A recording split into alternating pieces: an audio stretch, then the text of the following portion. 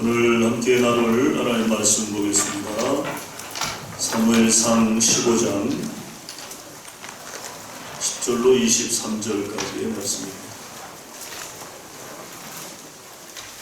구약성경 사무엘상 15장 10절로 23절 431년입니다. 구약성경 431년 사무엘상 15장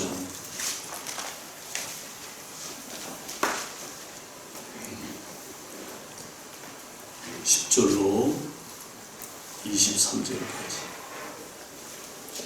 제가 한 절 여러분들 한 절 우리 교독하시겠습니다. 여호와의 말씀이 사무엘에게 임하니라. 이르시되 내가 사울을 왕으로 세운 것을 후회하노니 그가 돌이켜서 나를 따르지 아니하며 내 명령을 행하지 아니하였습니다. 사무엘이 근심하여 온 왕을 여호와께 부르짖으니라. 사무엘이 사울을 만나려고 아침에 일찍이 일어났더니 어떤 사람이 사무엘에게 말하여 이르되 사울이 갈멜에 이르러 자기를 위하여 기념비를 세우고 발길을 돌려 길갈로 내려갔다 하는지라. 사무엘이 사울에게 이르되 사울이 그에게 이르되 원하노니 당신은 여호와께 복을 받으소서. 내가 여호와의 명령을 행하였나이다 하니 사무엘이 이르되 그러면 내 귀에 들려오는 이 양의 소리와 내게 들리는 소의 소리는 어찌 됨이니까 아니라. 사울이 이르되 그것은 우리가 아말렉 사람에게서 끌어온 것이에 백성이 당신의 하나님 여호와께 제사하려 하여 양들과 소들 중에서 가장 좋은 것을 남기며 그 외의 것은 우리가 진멸하였나이다 하니라. 사무엘이 사울에게 이르되 가만히 계시옵소서. 간밤에 여호와께서 내게 이르신 것을 왕에게 말하리이다 하니 그가 이르되 말씀하소서. 사무엘이 이르되 왕이 스스로 자기의 여기를 그에게 이스라엘 지파의 머리가 되지 않으셨나이까. 여호와께서 왕에게 기름을 부어 이스라엘 왕을 삼으시고 또 여호와께서 왕을 길로 보내시며 이르시기를 가서 죄인 아말렉 사람을 진멸하되 다 없어지기까지 치라 하셨거늘 어찌하여 왕이 여호와의 목소리를 청정하지 아니하고 탈취하게 하느냐여 여호와께서 악하게 여기시는 일을 행하였나이까. 사울이 사무엘에게 이르되 나는 실로 여호와의 목소리를 청종하여 여호와께서 보내신 길로 가서 아말렉 왕 아각을 끌어왔고 아말렉 사람들을 진멸하였으나 다만 백성이 그 마땅히 멸할 것 중에서 가장 좋은 것으로 비교하여서 당신의 하나님 여호와께 제사하고 양과 소를 끌어왔나이다 하는지라. 사무엘이 이르되 여호와께서 번제와 다른 제사를 그의 목소리를 청종하는 것을 좋아하심같이 좋아하시겠나이까. 순종이 제사보다 낫고 듣는 것이 순양의 기름보다 나으니 이는 거역한 것은 덮으시는 죄와 같고 완고한 것은 사신 등상에게 절하는 죄와 같으니라. 왕이 여호와의 말씀을 버렸으므로 여호와께서도 왕을 버려 왕이 되지 못하게 하셨나이다 하니. 아멘. 있었습니다. 그런데 이 세 사람 모두 특이한 것은 앞뒤로 하나씩 보따리를 메고 있는 거예요. 보통 우리가 보따리 메면 뒤에다가 메죠. 그런데 이 세 나그네는 앞에다가도 보따리를 메고 뒤에다가도 보따리를 메고. 그게 이제 이상스러우니까 주변 사람들이 물은 거죠. 그 보따리 안에 도대체 뭐가 들어있습니까? 그러자 한 나그네가 이렇게 이야기를 합니다. 제 뒤에, 등 뒤에 맨 보따리에는 온갖 좋은 일과 기쁜 일이 들어있습니다. 물론 볼 수는 없지만 한 해를 살아오면서 기뻤던 일들, 또 좋았던 일들, 그런 일들을 다 내 등 뒤에 보따리에 넣어뒀습니다. 그리고 맨 앞에 안고 있는 이 보따리에는 한 해를 살아오면서 나쁜 일, 슬픈 일, 또 내가 범했던 실수들, 그런 것들이 이 주머니 안에, 이 보따리 안에 가득 들어 있습니다. 종종 이 앞에 맨 보따리를 풀어서 안에 있는 것들을 살펴본답니다. 그런데 어쩐지 걸으면 걸을수록 의욕이 사라지고 또 힘이 드네요. 억지로 끌려가는 것만 같습니다. 그렇게 이야기를 하더랍니다. 여러분 그렇겠죠. 늘 나쁘고 또 힘들었던 그런 일들만 생각하니 삶이 행복하겠어요? 삶에 어떤 활력이 있겠습니까? 늘 그 일에 묻혀가지고 힘들고 어렵겠죠. 이어 두 번째 나그네는 이렇게 말을 합니다. 앞사람과 달리 나는 그 반대입니다. 내 앞에 있는 이 보따리 안에는 좋은 일들, 기쁜 일들, 금년 한 해를 살아오면서 행복했던 일들이 여기 가득히 들어있습니다. 자주 꺼내서 남들에게 자랑하려고 나는 늘 앞에 그것을 메고 다니고 있죠. 제 등 뒤에는 앞에 사람처럼 힘들고 어려웠던 일들이 거기 가득 담겨져 있습니다. 나쁜 것들만 죄다 집어넣어서 그런지 걷기 힘들 정도로 무겁네요. 그렇게 이야기를 하는 거예요. 뭐 그렇죠. 우리가 한 해를 살면서 좋은 일도 있고 나쁜 일도 있고 그렇지 않습니까? 뭐 나쁜 일만 계속 있고 좋은 일만 계속 있고 인생이 그렇지 않잖아요.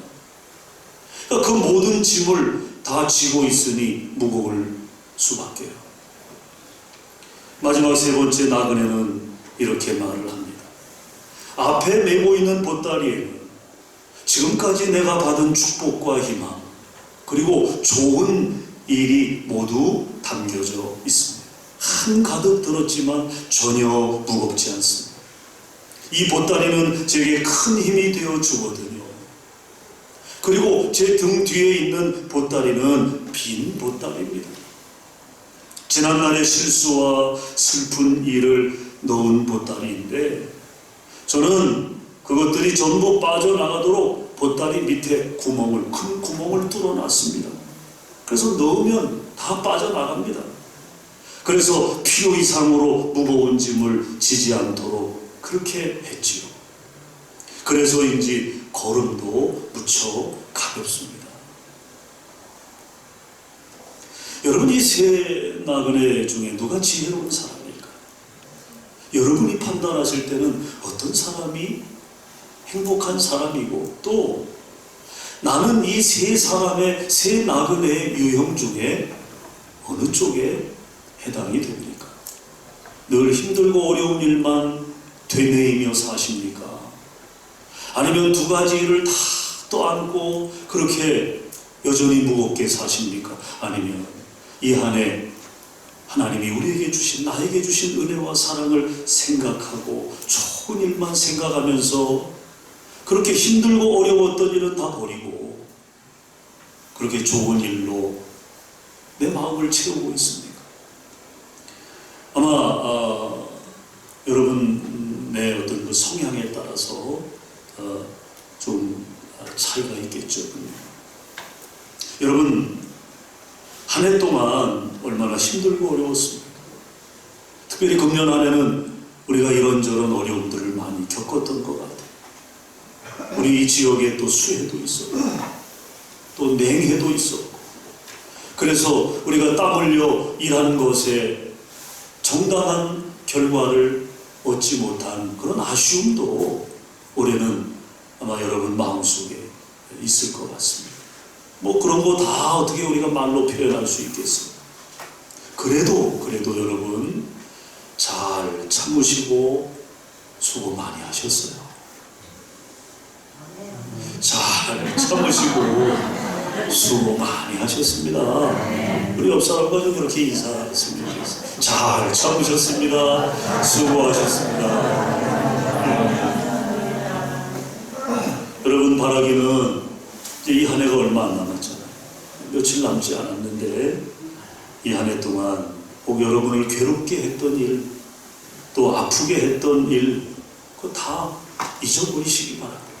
오늘 이 날을, 이 주의 날을 기점으로 그런 거 다 털어내고 다 다 믿고 기쁘고 감사했던 좋은 일들만 기억하시기를 바랍니다.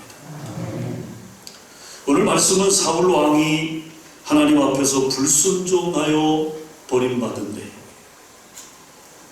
그에 대한 선택이 후회되는 비극의 주인공이 되고 말았어요. 하나님이 사울을 선택했잖아요.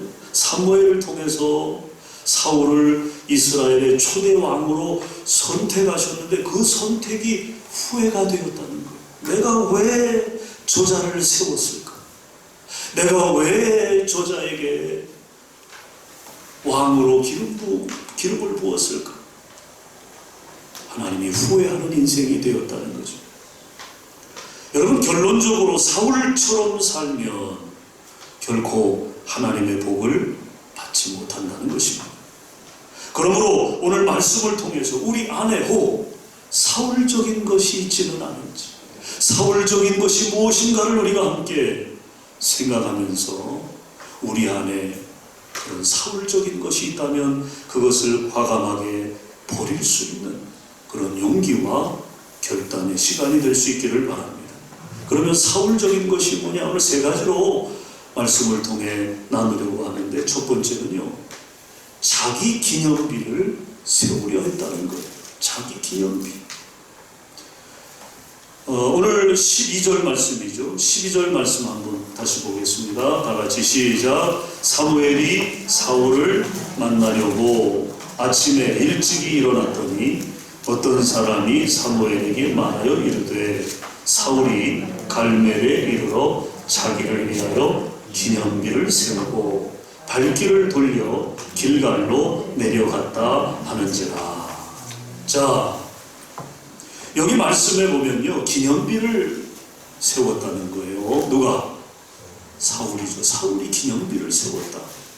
그런데 그 기념비가 누구를 위한 기념비라는 거예요?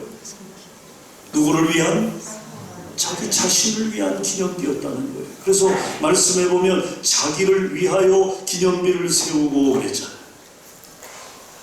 여러분, 이 자기를 위하여라고 하는 이 말이 의미하는 것은 뭡니까? 사울의 이기적인 행동을 단적으로 보여주고 있는 거예요. 사울은 무엇을 하든지 하나님에 대한 영광과 감사가 없었다는 것입니다. 오로지 자기 자신을 위하여 모든 것을 했다는 거예요. 하나님과 이웃에 대한 감사와 배려는 전혀 없었습니다. 자기의 이름과 영광과 이익과 욕심을 위하여 모든 것을 도구로 이용하고 사용하는 사람, 그가 사울이었다는 거예요. 심지어 오늘 말씀의 내용은 뭡니까? 아말렉과의 전쟁에서 이스라엘이 이겼어요. 그래서 그 승리한 것을 기념하기 위해서 승전비를 세웠다는 것입니다. 누구의 이름으로? 사울의 이름으로. 여러분, 이 아말렉과의 전쟁을 누가 이기게 하셨어요? 하나님이 이기게 하셨거든요. 하나님이 이기게 하신 전쟁이었고 승리였는데, 그런데 사울은 그 전쟁에서의 승리를 누구의 공으로 가져가는 거예요? 자기의 공으로 가져가는 거예요. 그래서 자기를 위하여 기념비를 세웠다는 거죠. 오늘 이것이 사울을 선택하신 것을 후회하게 만든 첫 번째 이유라고 하는 것입니다. 여러분, C.S. 루이스라고 하는 영국의 유명한 학자가 있어요. 영문학자이기도 하고 또 20세기가 자랑하는 최고의 기독 지성인인 이 C.S. 루이스가 쓴 책 가운데 유명한 책이 나니아 연대기라고 하는 책이에요. 너무 유명한 책이죠. 어느 날 이 C.S. 루이스가 한 종교 토론회에 참석을 했습니다. 그 모임의 그 토론의 주제는 기독교와 타 종교의 다른 점이 무엇인가 라고 하는 주제의 토론회였습니다. 거기 모인 토론자들이 이런저런 이제 기독교와 타 종교의 다른 점을 이야기합니다.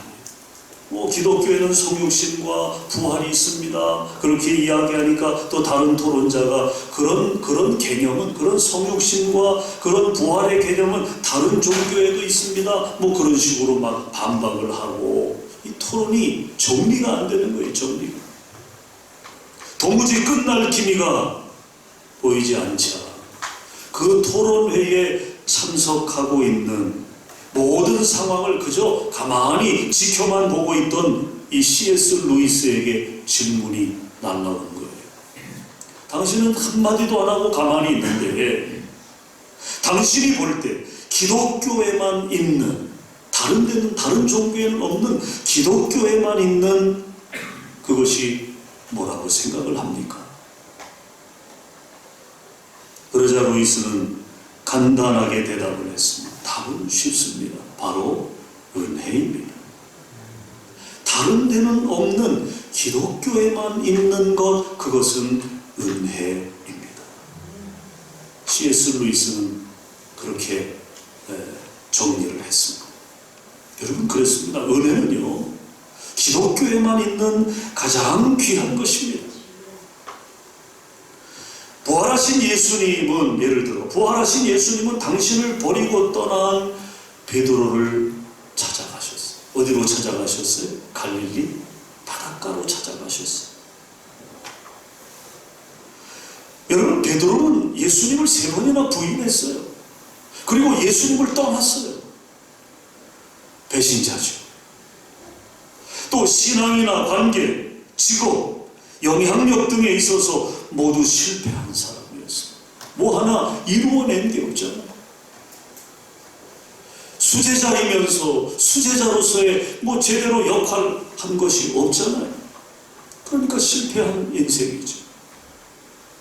그의 이름이 게바 아닙니까? 게바의 뜻은 반석이에요. 반석이라고 하는 것은 단단한 것이고 흔들림이 없는 것이잖아요. 그러나 베드로는 그렇지 못했어요. 이름값도 못했습니다. 그런 베드로를 부활하신 예수님이 찾아가셨다는 거예요. 당신을 배신하고 떠난 베드로를 예수님이 기대하셨고, 그래서 수제자로 그렇게 삼았던 베드로가 당신을 3번이나 부인하고 배신하고 떠났음에도 불구하고 예수님은 그 베드로를 찾아가셨다는 거예요. 찾아가셨다. 사랑하는 여러분, 찾아가셨을 뿐만 아니라 예수님은 베드로를 다시 부르셨어요. 사명의 자리로 컴백시켜 주셨어요. 이것이 뭐라고요? 이것이 바로 은혜라고요. 이것이 은혜인 것입니다. 자격이 없는데, 쓸모가 없는데, 실패한 인생인데 예수님이 다시금 찾아가 용기를 주시고 기회를 주시고 그로 하여금 사명을 감당할 수 있도록 다시 베드로를 세워주시고 그로 하여금 제자로서의 사명을 감당할 수 있도록 기회를 주신 것, 이것이 바로 은혜라고 하는 것입니다. 여러분, 주님은 마찬가지로 저와 여러분에게도 찾아오십니다. 잃어버린 양 한 마리를 찾으려고 죽음의 골짜기를 넘는 목자처럼 우리에게 오신다는 거예요. 완전히 망가져 가망 없는 이 땅으로 예수님은 친히 찾아오셨습니다. 그리고 구원받을 자격이 없는 우리를 구원하시고 그 어떤 이유나 대가 없이 우리와 함께 하신다는 거예요. 여러분, 이것이 바로 은혜인 것입니다. 그래서 은혜는요, 우리 기독교에서만 발견할 수 있는 하나님의 선물이라는 거예요. 하나님의 복음이라고 하는 거죠. 사랑하는 여러분, 오늘 우리의 생명과 믿음과 건강과 모든 것은 전적인 하나님의 은혜인 줄로 믿으시기를 바랍니다. 그러므로 결코 교만하거나 자랑을 해서는 안 된다는 거예요. 우리 자신을 자랑하는 그런 어리석음을 보내서는 안 된다는 거죠. 자기 기념비를 세워서는 안 된다는 거예요. 여러분, 교회 안에 그런 분들이 있잖아요. 자기가 해놓은 것에 공치사를 하고 알아주기를 원하고 그것이 그것을 알아주지 않을 때 상처를 받고 시험에 빠져. 여러분, 그것이 사울적인 것이다 라고 하는 거예요. 오른손이 한 일을 왼손이 모르게 하라 하셨잖아요. 우리가 뭔가 내가 한 것을 다시 보상받기 원하고 인정받기 원하고 그런 마음들, 그런 것이 바로 사울적인 마음이라는 거죠. 그것을 버려야 한다는 것입니다. 오직 누구에게만? 하나님에게만 영광을 돌려야 한다는 것입니다. 여러분, 그렇게 되시기를 주의 이름으로 축원합니다. 그 다음에 두 번째로 사울이 선택받은 것이 후회가 된 그 두 번째 요인은 뭡니까? 그것은 바로 거짓말입니다. 거짓말. 오늘 우리가 읽은 말씀 15절을 보세요. 15절. 자, 15절을 다 같이 읽습니다. 시작. 사울이 이르되 그것은 무리가 아말렉 사람에게서 끌어온 것인데 백성이 당신의 하나님 여호와께 제사하려 하여 양들과 소들 중에서 가장 좋은 것을 남기며 그 외의 것은 우리가 진멸하였나이다 하는지라. 자, 여기 15절의 말씀에서 우리는 다윗의 거짓말을 발견하게 돼요. 누구를 상대로 한 거짓말입니까? 하나님을 상대로 한 거짓말입니다. 하나님은 이스라엘을 향하여 뭐라 명령하셨어요? 아말렉에게 속한 모든 것을 남김없이 다 뭐하라? 진멸하라. 진멸. 하나도 남기지 말라는 거예요. 하나도 취하지 말라는 거예요. 모든 것을 다 쓸어버리라는 것입니다.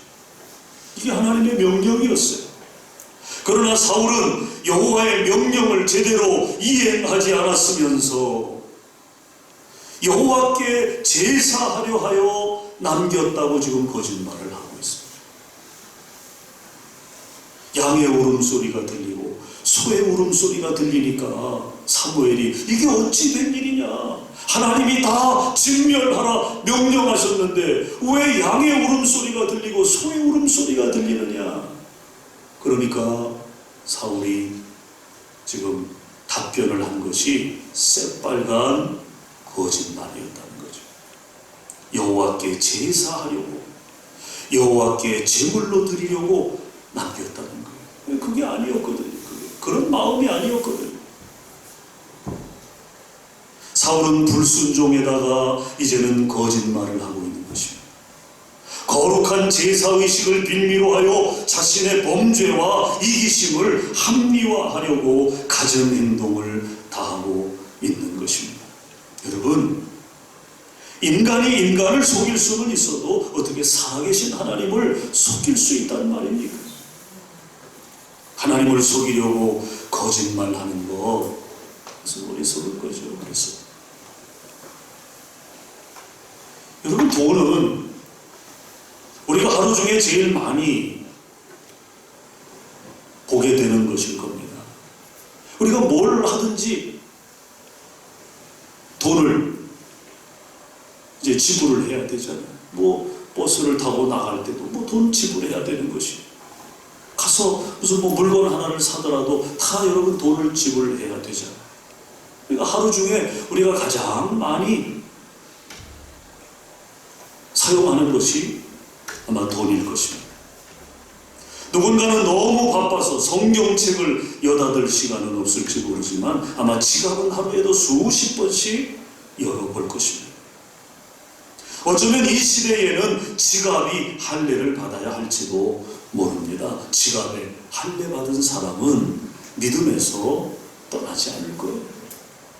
되게 여러분, 우리가 시험에 빠지고 또 어려움을 당하는 그 원인을 보게 되면 이게 물질적인 것 때문에 그렇지 않습니까? 물질적인 것 때문에 의도 상하고, 물질적인 것 때문에 부모 자식 간의 연도 끊고, 물질 때문에 사람도 죽이고, 이 돈이 문제 아니에요, 여러분. 돈.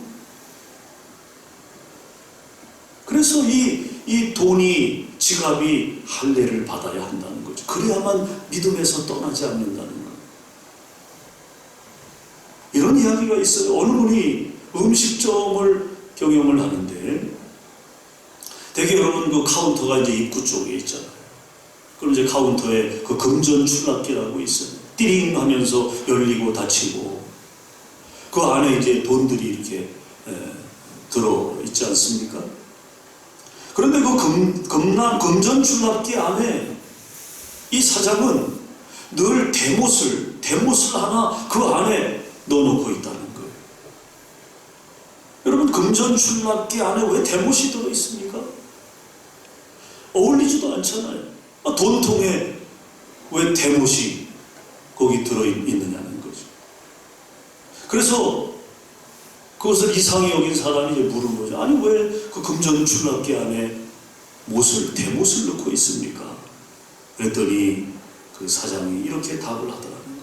제가 하루에 얼마나 자주 돈을 거슬러 주겠습니까? 하루에도 수십 번씩 금전 출납기를 열지요. 돈을 거슬러 줄 때마다 대못을 보면서 예수님을 생각합니다. 예수님이 저를 위해 십자가에서 피 흘리시는 사실을 기억합니다. 이 돈이 내 돈이 아니라는 생각을 합니다. 이 돈을 주님을 위해 드려야 한다고 그 대못을 볼 때마다 나는 결심합니다. 참 특이한 사람 아닙니까? 예? 뭐 그렇게까지 해야 돼? 그렇게 생각하실 수 있겠지만 여러분, 이분에게는 그 대못이 하나님을 기억하는 마음의 할례였던 거죠. 돈 욕심 때문에 양심을 저버리지 않도록, 돈에 눈이 멀어서 믿음을 빼앗기지 않도록 그렇게 하기 위해서 그 돈통 안에 대못을 넣어두고 주님을 생각하면서, 그 대못이 그에게는 하나님을 기억하는, 주님을 기억하는 마음의 할례였던 것입니다. 이분은 금전 출납기를 열 때마다 다 주님의 것입니다. 다 주님의 것입니다. 그렇게 고백하면서 하나님의 소유권을 인정했을 것입니다. 여러분, 우리도 마찬가지죠. 모든 것이 다 하나님의 것 아닙니까? 특별히 11조 같은 경우에는 우리가 정말 10원 한 푼, 1원 한 푼까지 계산해서 하나님 앞에 드려야 되는 거예요. 그게 정직한 11조인 것입니다. 그것은 하나님의 것이라고 당신께서 분명히 선언하셨어요. 여러분, 11조를 우리가 온전히 드리지 않고 11조 아깝다고 그거 11조 드릴 거 조금 세이브해 놓는 것으로 해서 우리가 부자가 되고 행복할 수 있다면 그렇게 하세요. 그러나 그런 것이 아니죠. 신앙의 원리는 그런 것이 아니죠. 정확하게 하나님의 것을 하나님께 드릴 수 있을 때 하늘의 복을 받게 되는 것입니다. 사랑하는 여러분, 하나님의 것을 마치 내 것으로 착각해서는 안 된다. 하나님의 말씀에 절대적으로 순종하고 하나님의 것을 하나님께 드려야 한다는 것입니다. 이것이 원칙이에요. 사울의 문제가 여기에 있었던 거예요. 그래서 하나님이 그를 버리신 이유가 된 것입니다. 오늘 우리 안에 이런 면이 숨겨져 있다면 위험한 거예요. 여러분, 위험한 거예요. 그 사울적인 것이 내 안에 있음으로 해서 우리도 사울처럼 불행해질 수 있기 때문입니다. 하나님의 말씀에 절대 순종해야 한다. 하나님의 것을 하나님께 드려야 한다. 오늘 우리는 두 번째 사울적인 것을 통해서 깨달음을 얻습니다. 거짓말하면 하나님이 좋아하시지 않아요. 하나님의 주권을 존중하고 회개함으로 하나님을 기쁘시게 해드리는 우리 소태교회 성도들이 다 될 수 있기를 주의 이름으로 축원합니다. 그 다음에 세 번째, 마지막 사울적인 것이 뭐냐? 책임 전가였습니다. 21절, 22절 한번 보실까요? 21절, 22절 우리 다 같이 읽습니다. 시작. 다만 백성이 그 마땅히 멸할 것 중에서 가장 좋은 것으로 길갈에서 당신의 하나님 여호와께 제사하려고 양과 소를 끌어왔나이다 하는지라. 사무엘이 이르되 여호와께서 번제와 다른 제사를 그의 목소리를 순종하는 것을 좋아하신 같이 좋아하시겠나이까? 순종이 제사보다 낫고 듣는 것이 순양의 기름보다 나으니. 아멘. 자, 여러분, 사울은 하나님의 말씀에 불순종한 것을 지적받자. 자기가 그런 것이 아니라 누가 그랬다는 거예요? 백성들이 그렇게 했다는 거예요. 백성들이 그렇게. 모든 책임을 백성들에게 전가시켰어요. 참 비겁합니다. 참 비겁합니다.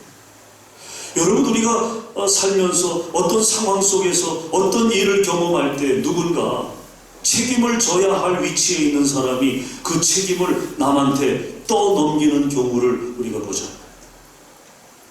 그럴 때 그 사람이 얼마나 쪼다같이 보입니까? 얼마나 비겁해 보입니까? 아마 지금까지 여러분의 인생에서 그런 경험들을 한두 번 해보셨을 거예요. 아, 저 사람이 참 저렇게 하면 안 되는데. 아, 자기가 책임을 져야 되는데 왜 남한테 책임을 미룰까? 여러분, 우리나라 이 정계도 보면 그렇죠. 다 내 탓이 어디 있어요? 다 남 탓이죠. 남 탓. 정부도, 현 정부도 지난 정부 탓하고 막. 우리 안에 보면 그런 경우들이 얼마나 많은지. 오늘 사울도 마찬가지예요. 사울도 자기가 잘못해놓고 자기가 책임을 져야 함에도 불구하고 백성들이 잘못했다고 지금 책임을 전가하는 이런 모습, 참 안타깝죠.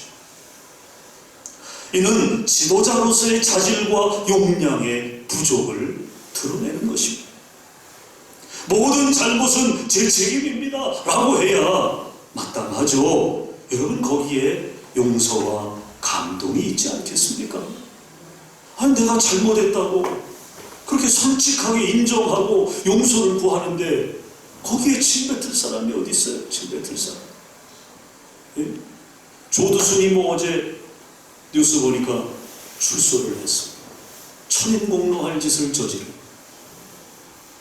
인두껍을 쓴 그런 범죄자 아닙니까? 어제 보니까 그 교도소 나오는 순간부터 사람들이 바닥에 들어눕고 못 나오도록, 또 그 이웃에 사는 그 사람들은 얼마나 불안하겠어요. 얼마나. 그런데 여러분, 그 난리를 피고 차에 뛰어 올라가고 차문을 발로 차고 그 야단 법석을 치는데도 조두순 보셨죠? 그 뉴스 보신 분들 아마 웬만한 사람 같으면 그냥 벌벌벌벌 떨 수도 있는데 전혀 그런 기색이 보이지 않잖아요.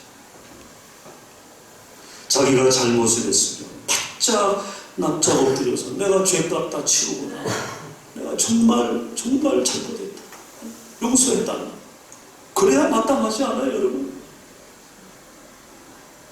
마치 자기는 잘못이 없는 것처럼 그렇게 뒷짐지고 말해요. 그런 모습이 더 국민들을 분노케 하는 거죠.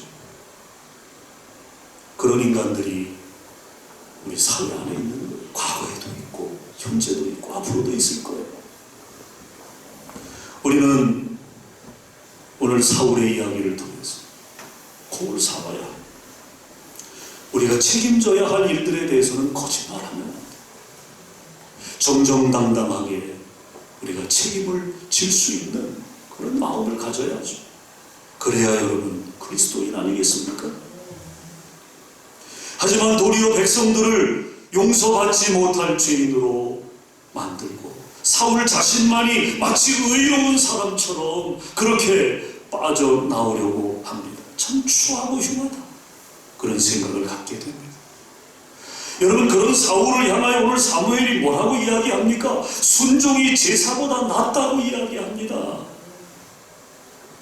뭡니까? 예배의 형식보다는 예배자의 그 마음 자세가 중요하다는 거예요. 그 태도가 중요하다는 것입니다. 여러분, 그렇습니다. 영이신 하나님께서는요, 순양의 피나 기름 그거보다 우리의 마음을 원하시는 거예요. 마음. 믿습니까?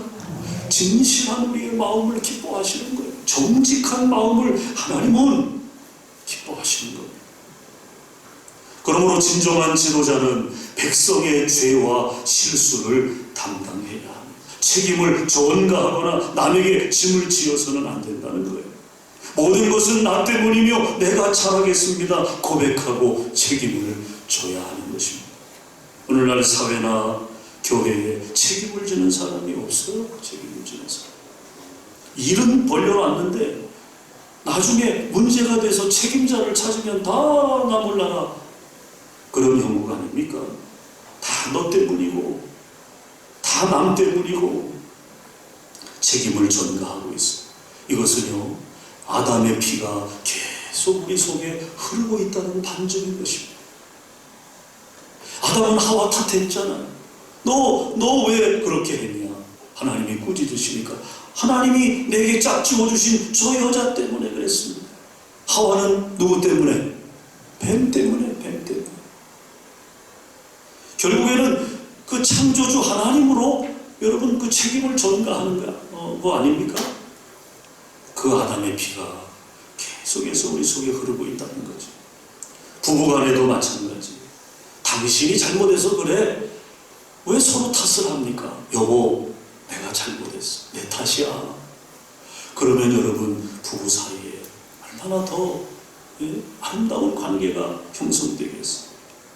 나 같은 부족한 사람이랑 살아서 힘들지. 그 말 한마디가 여러분 정말 힘들고 어려운 상황에서도 다 눈 녹듯 녹아지는 거죠. 응어리들이 풀어지는 거죠. 부자지간에도 마찬가지. 서로 탓할 것이 아니라 내가 힘들게 해서 미안하다. 또 목사는 성도들에게 마찬가지. 우리 성도님들 힘들게 해드려서 죄송합니다. 미안합니다. 그러면 성도들은 또 목사에게 목사님 힘되어 드리지 못해 죄송합니다. 여러분 이렇게 서로 먼저 고백하는 그곳이 작은 천국이 아닐까요? 예? 그것이 바로 천국이죠. 그것이. 여러분 주의 일은 돈으로 하는 것이 아닙니다.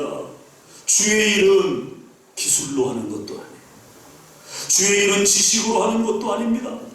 여러분 한번 따라합시다. 주의 일은 사랑과 관심으로 하는 것이다.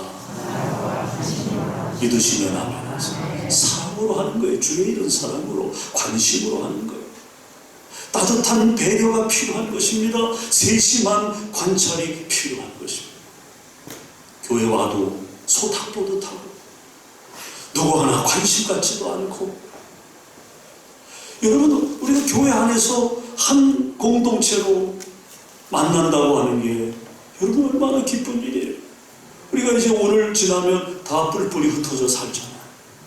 뭐 새벽에도 보는 분이 있지만 또 일주일 만에 보는 분들도 있잖아요. 그럼 반갑게 서로 환영하고. 예? 코로나 때문에 그러면 안 되나? 예? 어쨌든 그래도 눈빛으로 마음으로 서로 그렇게 격려해주고 잘한다. 오늘 아주 머리가 잘 나왔네. 오늘 화장이 잘 됐네. 여러분 그렇게 그 말 한마디가 죽은 사람도 살릴 수 있는 거예요. 믿습니까? 절망에서 희망으로 나아갈 수 있게 할 수 있는 것입니다. 우리로 뛰고 달리며 독수리같이 올라갈 수 있는 힘은 격려의 말 한마디에서 온다는 것입니다. 내가 인정받고 있다는 생각에서 그 힘이 발현되는 거예요. 사랑받고 있다는 확신을 가질 때 그 힘이 발휘가 되는 거예요. 저는 우리 성도들이 그런 힘을 좀 서로 북돋아 줬으면 좋겠어요. 그래서 여기저기서 그 힘이 분출되고 말이에요. 그러면 여러분 얼마나 우리 소태 공동체가 활력이 넘치겠느냐라고 하는 거죠. 사랑하는 여러분, 정말 한 해 동안 정말 수고 많이 하셨어요. 하나님이 여러분의 그 수고를 기억하시고 축복하실 줄 믿으시기 바랍니다. 간절히 바라기는 사울처럼 어리석은 삶이 아니라 하나님께서 기뻐하시는 삶을 사셔서 선택이 자랑이 된 선택이 잘합니다. 내가 우리 아무개 장로 잘 선택했구나. 내가 우리 아무개 권사 잘 선택했구나. 하나님께서 말이죠. 예? 우리 아무개 집사 내가 잘 선택했구나. 우리 아무개 성도 내가 정말 잘 선택해서 하나님께서 여러분을 선택한 것이 자랑이 되게 하는 그런 삶을 여러분 열어가시기를 바랍니다. 이 한 해가 얼마 남지 않았어요. 얼마 남지 않은 한 해 여러분 안에 좋은 일만 생각하시고 또 하나님께서 우리에게 베풀어 주신 그런 은혜와 사랑을 우리가 기억하면서 또 하나님 앞에 기쁨되는 나날로 채워가시고 또 이 해를 잘 넘기고 우리가 2021년 새해를 또 기쁨으로 열어갈 수 있기를 주님의 이름으로 간절히 축원합니다. 기도하겠습니다. 주님 은혜 감사합니다. 오늘 선택이 후회된 인생을 살았던 사울의 이야기를 통해서 우리 자신을 돌아보게 하시고 우리 안에 혹 사울적인 것이 없는가를 살피게 도와주신 것을 감사합니다. 하나님 어떤 경우에도 우리 자신의 이름을 내고 또 기념비를 세우려고 하는 어리석음을 범치 않게 하시고 또 어떤 경우에도 하나님 우리가 거짓말하지 않기 원합니다. 하나님 앞에 정직하게 하시고 또 진실한 마음을 가지고 늘 하나님 앞에 설 수 있도록 도와주시며 또 우리가 책임져야 할 일에 대해서는 책임질 수 있는 용기를 주시옵소서. 사울처럼 백성들에게 책임을 전가하는 어리석음을 범치 않게 하여 주셔서 우리가 하나님께서 우리를 선택하신 것이 기쁨이 되고 또 보람이 되도록 하나님 우리의 남은 인생 그렇게 하나님께 기쁨되는 삶을 살아갈 수 있도록 축복해 주시옵소서. 예수님 이름으로 기도합니다. 아멘.